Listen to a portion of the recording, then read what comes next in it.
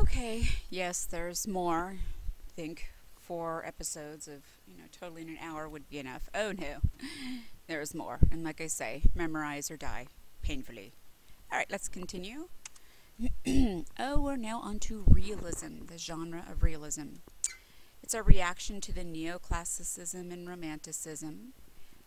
People began to believe that art should reflect people accurately, even show the warts, and using ordinary people because they felt they were as important as nobles. Gustave Courbet, 1819-1877, flamboyant artist, and he angered people by painting ordinary scenes of peasants and exhibiting it at the salon. At the salon, people believed the only things you should be painting were important scenes in history, mythological scenes, things from the Bible. But this one, people breaking stones, this is called the stone breakers. Why would we want to see something like this? And so they were angered that somebody would put something so mundane in the salon. So, the stone breakers is what he exhibited, but it also had political implications, and revolution is in the air.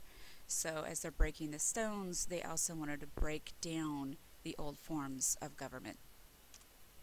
All right, then we have Honoré Daumier and Francois Millet, also realists. Here is Daumier. Look like, I don't know why this man is just fallen out of his bed. I don't know if he's drunk. I just don't know. But, just a man sleeping. This picture over here is called the Gleaners. And what would happen is after people would go out and, oh my goodness, lost words. After farmers would go out and process the wheat and they would bring in the crops, poor people, really, really poor people, would then go out and pick up the little pieces they could for themselves. So they were called the Gleaners, picking up what was left.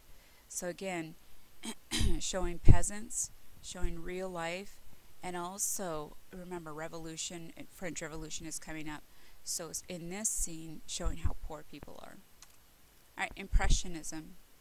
Artists were dissatisfied with the salon's strict rules, a group of people telling them what they could and could not paint. Edouard Manet, M-A-N-E-T, considered the first impressionist. He really didn't consider himself one, but his work shows light by contrasting colors, and this influenced the group that followed him, who were known as the Impressionists. So here we have Manet, and we see kind of the light and the dark. All these would be images of light in the back, and a little, chiaroscuro over here, a little light and dark. And then we have very famous painting, Manet, Luncheon on the Grass. And it was rejected by the salon because, this is not an important scene. It caused an uproar because he has a nude here, but it's not in a classical setting, so there should be no reason to have a nude. I mean, they're out having a picnic. Why is she naked? This would just be considered pornographic. So instead, this was shown in the Salon des Refusés, rejected art. And again, we could see the play of light and dark. Now, Claude Monet, M-O-N-E-T, he is known particularly for all of his works with water lilies, very famous impressionist. This work, Impressionism Sunrise. And the title of this painting gave the movement its name. And he encouraged artists to work outdoors and influenced advances in paint to enable them to work outdoors. They wanted to go out and try to capture light. So people weren't really painting outdoors before because the paint technology didn't enable them to. So now artists are putting color directly on the canvas. The scientific study shows shadow casts completely or complementary colors. Camille Pissarro, this is his work here, and Alfred Sisley were also important impressionists. And 19th century developments. Paul Cézanne felt a painting should be a series of planes with a foreground, middle ground, and background, and subjects could be reduced to simple shapes, cones, spheres, cubes, and he will later influence cubists. Post-Impressionists. Now there's a search for more brilliant color. George Seurat used small dots of colors called pointillism. In this painting, each one is just a very small dot of color. So if you get really close to the painting, you'll see these little dots, but when you stand back, then it becomes the images. So George Seurat and pointillism. Vincent van Gogh, Dutch painter, loved to use contrasting colors. And again, direct application of color, not putting them on a palette, just right on the canvas. Vigorous brushwork, so you can actually see the brush strokes in the paint. And twisting shapes. Color should be intensified to express emotion, and this is called Night Cafe. So again, twisting shapes, you kind of see the influence of color or the shapes around the light. Gauguin. He was a successful stockbroker, and in his 40s, he left his wife to pursue art. Talk about a midlife crisis. He worked with Van Gogh, and he wanted an unschooled style. He goes to Tahiti. Whenever they mention Gauguin, you think Tahiti, and he painted many scenes of life in Tahiti. Outside influences, camera is coming into play, chemically based paint, and paint tubes. So now paint can easily be used outdoors. And we have global exploration and artifacts arriving from foreign countries. So now artists are being influenced by the art from other places. They have masks from Africa, that's important, masks, Africa, and Japanese prints. Alright, Edgar Degas, he combines the idea of a snapshot and the idea of Japanese prints. And Degas is known for his paintings of ballerinas. Pre-Raphaelites, this is a movement in England. Artists become dissatisfied with the Industrial Revolution. They want to return to simpler times because they see how the Industrial Revolution is helping but also hurting people and the environment. The times they want to return to are pre-Renaissance. It's a quasi-religious scenes with romantic, archaic, and moralistic elements. So they will have scenes from the past. And an emphasis on nature paves the way for Art Nouveau. And here we have Art Nouveau. Popular in late 19th and early 20th century, it's more of decoration, but it's also architecture and design. You'll often see leaves and flowers in flowing, sinuous lines. So, sinuous lines. Emergence of modernism. Artists are discovering new ways to present ideas and extending the boundaries of color. Henri Matisse used very bold colors, and he violated sensibilities. He used arbitrary color, like Van Gogh. He did not have things represented with their actual color.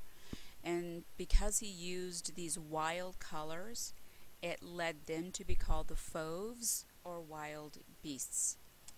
So here is Matisse and fauvism. So the things being painted weren't necessarily the actual colors. If you know, here's a beast, but it's certainly not what a lion would look like. Picasso and George Braque. They start attacking forms and create cubism. Psychologists argue that the human experience is richer than one look at a painting. And just like you can't look at a person's, sit down with a person one time and know everything about them. You need to look at a painting more than once. So we have overlapping experiences. So the cubists start to break the figures up. You need to look at it in more than one way. It's also influenced by African art. It's a reaction against the natural and the sentimental. And they have abstract forms. So, again, you really have to take a look at this more than once. And I know sometimes people look at Picasso's work and think, well, he just couldn't paint. But no, he was doing this with purpose. And again, with Braque, you're going to see overlapping shapes, but they will create a specific image sometimes. You just have to look at these images more than once. All right, in Germany, we have Die Brücke, emphasizing emotional responses. Emotional responses. It includes Kirchner and Emil Nolde. They combine Fauves color with intense feeling, like Norwegian artist Edvard Munch. And Munch is known for his painting of the Scream. Their attempt is to make known the inner workings of the mind. So this is known as expressionism. What are the people feeling? So the feelings become more important, the emotional responses, than the colors or the shapes. So here we have Kirchner and Nolde. And so you can see, obviously the shape is not that important. And here you can get this idea of the expressions or the emotions that people are feeling.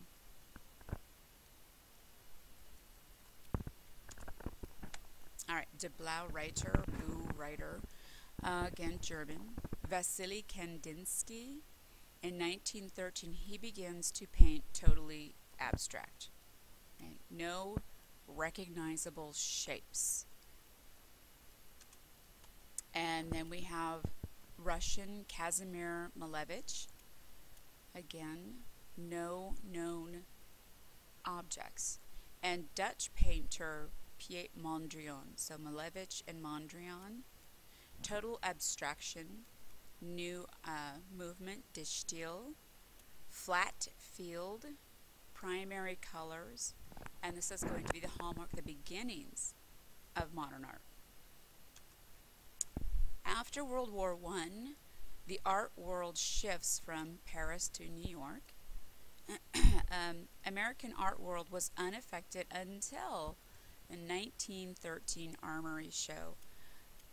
In art history, often this comes up, the 1913 Armory Show. It is the first major showing of modern art. We have Duchamp's Nude Descending a Staircase. We have Picasso's Les Demoiselles d'Avignon and Brancusi's The Kiss. And don't forget, American movement, 1920s, we've got jazz and Harlem Renaissance. Jazz writers, artists inspired these people, Jacob Lawrence and Romare Bearden. After World War I, many African Americans in America had the GI Bill. They were leaving the South because of racism and really no economic opportunities. So they head off to Harlem, and and Harlem is in New York. Here you have a group of people, a group of educated people working together, and out of this came this tremendous amount of poetry, music, art. And after World War I, Dada. People thought world didn't make any sense anymore after this horrible destruction during World War I. It was a group of dissatisfied intellectuals. They protested against everything in society. Marcel Duchamp with LHOOQ, he just basically painted a mustache and beard on the Mona Lisa, and created the fountain. Yes, this is a man's urinal upside down, and this was called Fountain. And Duchamp also called these ready-mades, that anytime an artist saw a piece, an object, and gave it meaning, then it became art. All right, so we're going to end with this spot.